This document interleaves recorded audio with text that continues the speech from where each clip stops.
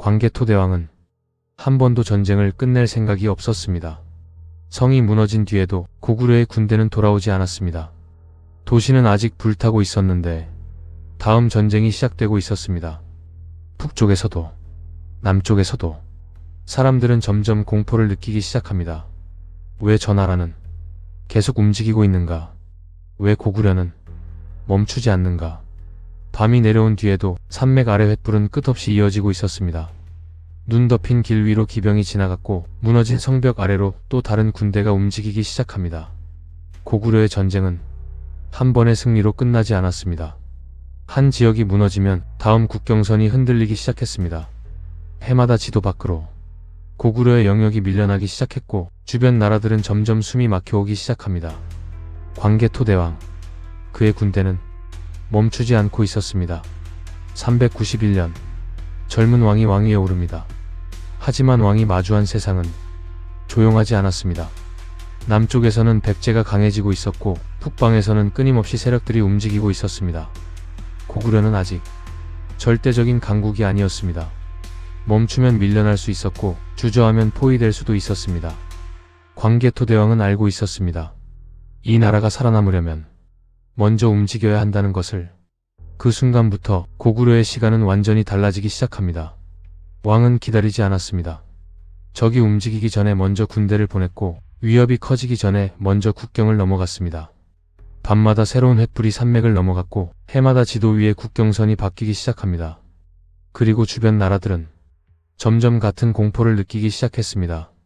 고구려가 이제 멈출 수 없는 나라가 되고 있다는 공포. 당시 백제는 강했습니다.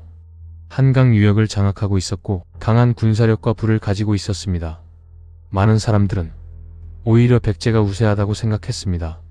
하지만 광개토대왕은 정면에서 밀려오지 않았습니다. 고구려는 빠르게 움직였고 전쟁의 흐름 자체를 바꾸기 시작했습니다. 군대는 남쪽으로 내려가기 시작했습니다. 성들이 흔들리기 시작했고 국경 지역은 빠르게 무너지기 시작합니다. 백제는 점점 압박받기 시작했습니다. 그리고 결국 고구려군은 백제의 심장부까지 밀고 들어가기 시작합니다. 전쟁은 단순한 국경 충돌이 아니었습니다. 한 나라의 분위기 자체가 흔들리기 시작한 겁니다. 광개토대왕의 군대는 멈추지 않았습니다. 한 번 승리하고 돌아가는 군대가 아니었습니다. 점령한 지역은 계속 연결되었고 고구려의 영향력은 빠르게 넓어졌습니다. 그리고 백제는 점점 다른 감정을 느끼기 시작합니다. 패배의 공포, 그리고 고구려가 더 커질 것이라는 두려움. 당시 한반도의 전쟁은 이미 한 나라만의 문제가 아니었습니다. 왜 역시 움직이고 있었습니다. 바다를 건너온 세력들은 남쪽 지역에 영향을 미치기 시작했고 전쟁은 점점 더 거대한 흐름으로 변해갑니다.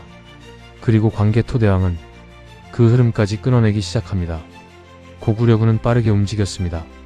남쪽 전선은 다시 정리되기 시작했고 연합 세력은 흔들리기 시작합니다. 그리고 사람들은 점점 깨닫기 시작했습니다. 이 왕은 단순히 영토를 지키고 있는 것이 아니라고. 오히려 주변 질서 자체를 바꾸고 있었습니다. 하지만 광개토대왕은 남쪽에서 멈추지 않았습니다. 왕의 시선은 다시 북쪽으로 향했습니다. 초원의 세력들, 끊임없이 움직이는 북방 부족들. 고구려는 다시 군대를 움직이기 시작합니다.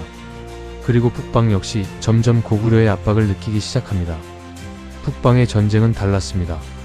끝없는 초원, 거친 바람, 빠르게 움직이는 기병들. 하지만 고구려는 적응하기 시작했습니다.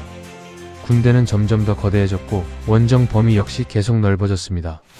그리고 어느 순간부터 고구려는 단순한 한반도 국가처럼 보이지 않기 시작합니다. 고구려의 영향력은 만주 전역으로 퍼져가기 시작했습니다. 주변 세력들은 점점 긴장하기 시작합니다.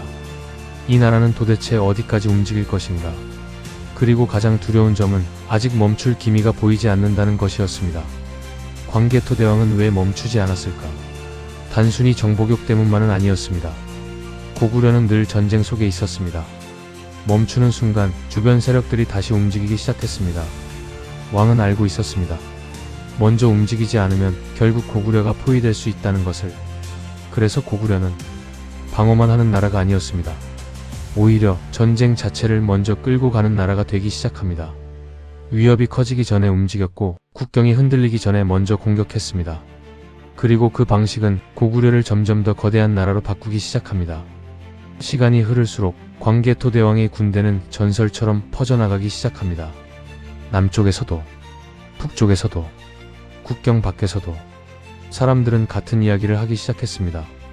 고구려의 군대는 멈추지 않는다고. 전쟁이 계속될수록 고구려의 분위기 자체가 달라지기 시작합니다. 성은 더 거대해졌고 군대는 더 조직적으로 움직였습니다. 국경은 넓어졌고 사람들은 점점 고구려를 중심으로 움직이기 시작합니다. 그리고 광개토대왕의 이름은 주변 세계 전체에 퍼지기 시작했습니다. 고구려는 더 이상 북방이 강한 나라 정도가 아니었습니다. 거대한 세력권을 움직이는 중심이 되기 시작했습니다. 그리고 주변 나라들은 점점 같은 공포를 느끼기 시작합니다. 고구려가 멈추지 않는다면 이 흐름 역시 끝나지 않을 것이라는 공포. 왕은 계속 움직였습니다. 전쟁이 끝나도 군대는 다시 이동했습니다. 그리고 사람들은 점점 깨닫기 시작합니다. 광개토대왕은 단순히 한 시대의 왕이 아니라 고구려 자체를 완전히 다른 나라로 바꾸고 있었다는 것을. 광개토대왕은 오래 살지 못했습니다. 하지만 그가 남긴 변화는 고구려 전체에 남기 시작합니다. 거대한 영토, 강한 군대, 그리고 끝없이 움직이는 전쟁 국가의 분위기. 그 모든 것이 다음 시대의 고구려로 이어지기 시작합니다.